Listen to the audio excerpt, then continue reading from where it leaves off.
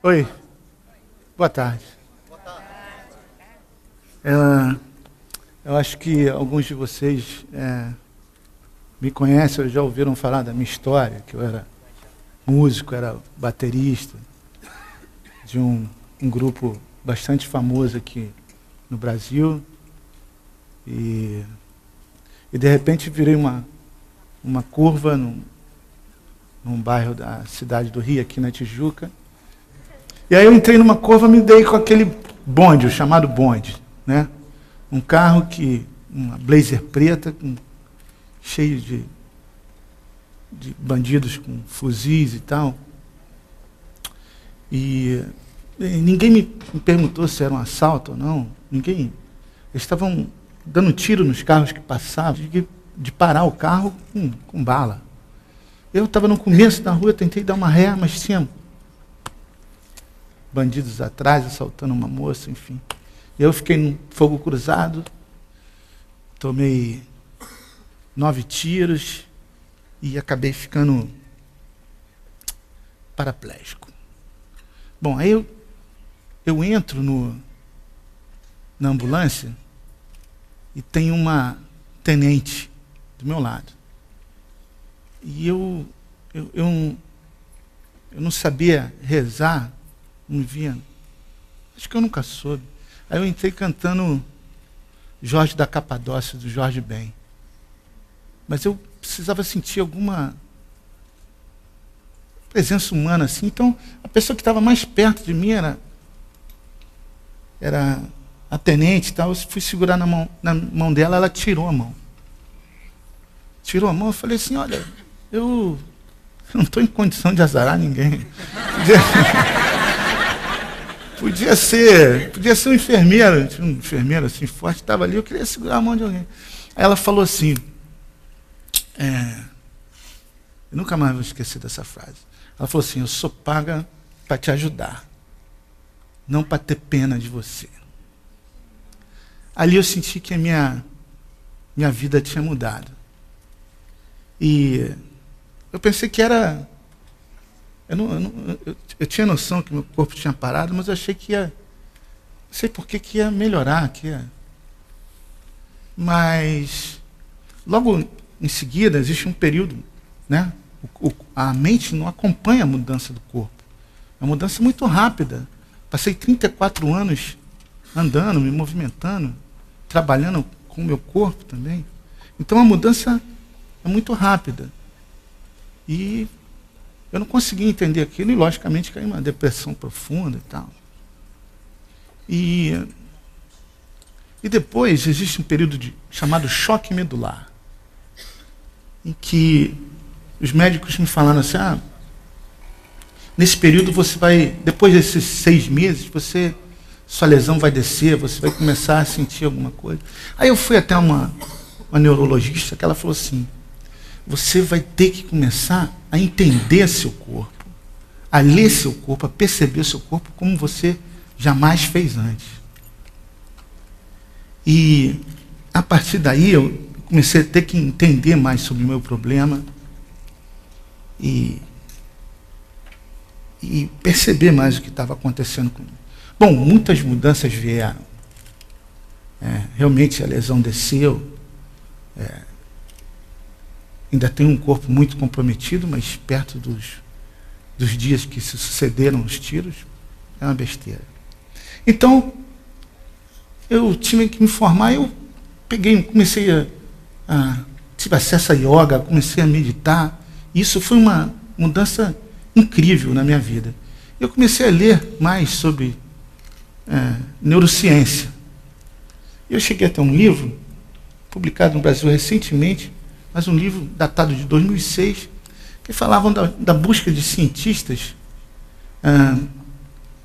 para pesquisar mais a fundo a neuroplasticidade, a capacidade do corpo, ou melhor, do cérebro, de se deformar, de buscar novas formas, uma vez que ele está sob uma situação de pressão. Ou seja, uma vez que meu corpo está lesionado, existe uma tendência enorme de que o meu cérebro, a minha mente, ela deforme um pouco o cérebro, se deforme um pouco, para que outros sentidos sejam mais aguçados.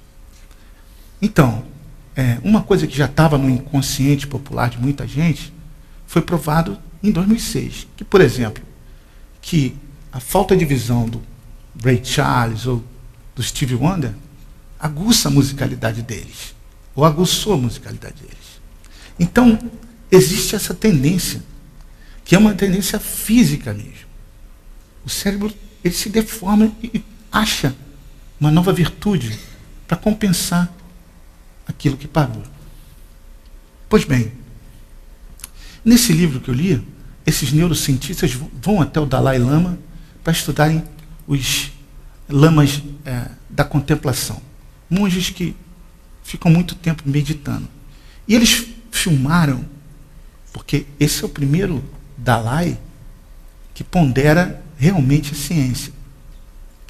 Então, ele deu essa permissão e eles filmaram e fotografaram o cérebro desses monges em alta meditação. E o que se viu foi que a parte responsável pela felicidade fica enorme no cérebro deles. Isso é uma constatação científica de que a mente, que não é prático, não é tátil, é sutil, ela consegue mover o físico, o cérebro, a massa cinzenta, ela consegue dar um novo formato, entre aspas, para assim valorizar outros sentidos. Pois bem, eu comecei a ver, eu que já fazia trabalhos sociais há muito tempo, eu comecei a ver que isso me dava uma nova noção do corpo. Que o meu corpo tinha algo como um rabo de lagartixa, que podia se compensar, podia buscar novas virtudes sempre, que não era uma coisa só de educação, não era uma coisa só de formação, mas uma compensação vinda da adversidade. Então eu pensei, que corpo que eu quero ter? Qual o tamanho do meu corpo? Como artista, eu percebi que o tamanho do meu corpo tem que ser, nem que seja na porrada, o tamanho da minha sensibilidade. Ela não é o meu tamanho físico, mas o tamanho também não da minha vontade, mas o tamanho daquilo por quem e como eu me emociono. Então, o meu corpo, ele tem uma virtude física, espiritual, e também ele é um corpo social. E nesse corpo social é que eu venho cada vez me debruçando mais. Por quê? É fácil pensar que eu quero bem para aqueles que estão perto dos meus olhos, que estão dentro da minha sala, que estão no nível familiar. Mas não sei, talvez Attila Uno tenha sentido o mesmo pela sua família, Mussolini, não sei.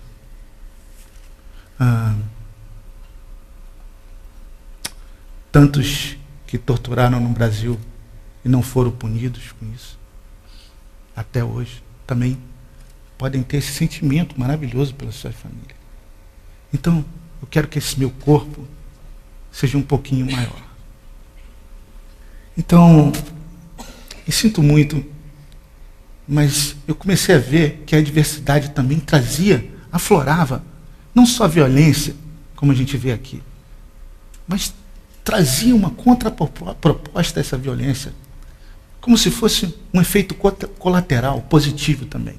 Não é só aquele narrado como agressivo e que a mídia adora mostrar. Tinha um grande poeta brasileiro que falava: a violência é tão fascinante e nossas vidas são tão normais. A violência é fascinante e a mídia adora isso. Mas no mínimo celeiro, lá da onde ela cresce, da onde ela vem, ela também produz um efeito colateral dela. Quanta coisa bonita é feita, quanta coisa bonita é feita nos lugares de maior incidência de violência. Por exemplo, a gente vai mostrar aqui o funk, que ele percorre todo o preconceito social que o samba, que acabou sendo ícone de brasilidade, sofreu muito recentemente, porque ele foi proibido de ser executado na cidade do Rio de Janeiro. E, no entanto, ele já está se permeando por todo o Brasil, conseguindo novas temáticas e percebendo outras musicalidades. Mas ele só se exerceu, ele só se formou na diversidade. Porque se tivéssemos todo um aparato eletrônico para fazer essa, que é a primeira música digital do Brasil, talvez o folclore do futuro, se tivéssemos toda uma concepção musical acadêmica, nós faríamos outra música muito bonita também, mas não parecida como essa. Quanta coisa a gente tem de cultura popular, enfim, que é vinda da diversidade. Porque eu não concordo que esse país é um país feito só de políticos, gente boa. A gente teve aqui uma moça americana que ela falou, não por coincidência, de um processo de assentamento do homem no campo que vem do Paraná, a cidade dessa pessoa admirável que é o Jaime Lerner, mas que tem muitos conflitos em torno de terra. E de lá vem uma grande ideia, justamente para equalizar esses problemas. Mais uma vez, a diversidade é mãe. E não é a diversidade vinda do avanço pelo consumo, ou vinda pelo avanço até mesmo da guerra. Não. É a diversidade vinda do nosso problema de convívio social. Eu faço alguns trabalhos em cadeia, e a primeira coisa que os presos falam quando me veem, como que você vem aqui prestar algum tipo de serviço para alguém que parece com aquele que fez isso com você? Essa reversão de expectativa é parte do que eu acredito em função do que eu penso de mim como corpo. Falando também da mudança que o corpo me deu, eu posso garantir a vocês, eu não fazia sexo, e eu passei a fazer. Mas antes, eu não fazia amor. E agora, eu finalmente descobri o que é fazer amor. Porque eu preciso muito da cumplicidade da parceira. E acho que finalmente eu entendi que ela não era um objeto de prazer naquele instante. Não, ela era muito mais. Então, eu tenho que ter fé nesse tamanho desse corpo. E tenho que ter fé que mesmo num país como esse, que é um dos campeões mundiais de desigualdade social, aqui a gente tem uma forma de improviso, um jazz comportamental, que se espelha muitas vezes na própria arquitetura da favela.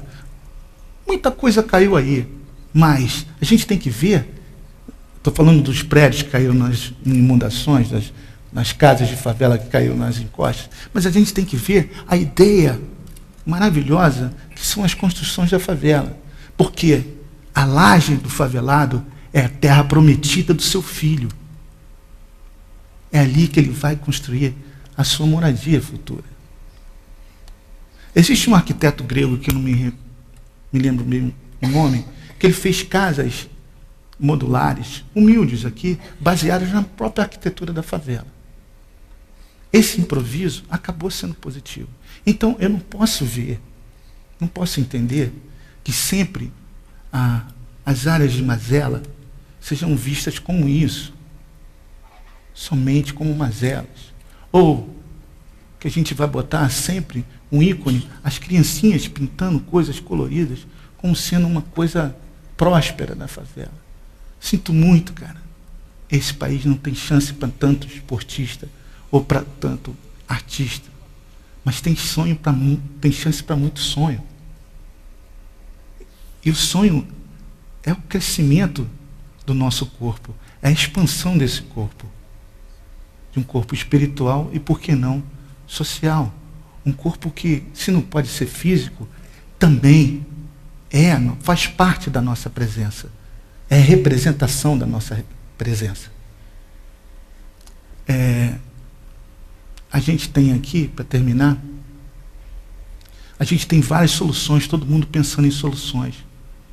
Mas eu espero que essas soluções sejam de fato humanizantes.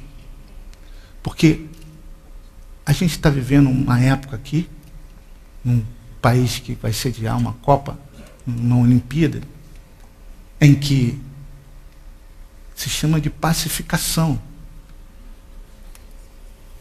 O uso de um carro militar na favela, que na grande maioria das vezes usam uma frase gravada, pré-gravada.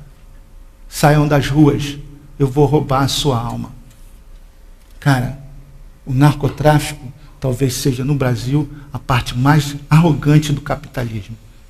A maioria das pessoas que estão ali, seja por um motivo ou por outro, estão defendendo um negócio. Não sou a favor deles, não sou a favor desse negócio radical. Mas existem outras pessoas por perto. Essa segurança é para quem? O prefeito dessa cidade, uma pessoa que eu respeito, mas que tem algumas atitudes que eu não posso considerar. Por exemplo, ele está colocando tapumes na maré para proteger a audição do favelado de lá. A maré abriga a via, a linha vermelha que traz as pessoas do aeroporto internacional para a cidade do Rio de Janeiro. Esses tapumes, sinto muito, não são tapumes para proteger a audição do favelado, mas sim para escondê-los. E digo mais, essa cultura periférica, essa cultura à margem da cultura oficial, ela não é feia, ela é bonita. E a gente não pode observar ela só em tempo de carnaval, só em tempo de futebol. Porque a maioria que faz o carnaval, porque a maioria que faz o futebol vem dessas áreas. E é por isso que o futebol representa o drible que nós damos nessa sociedade injusta. Esse corpo eu quero defender. Obrigado.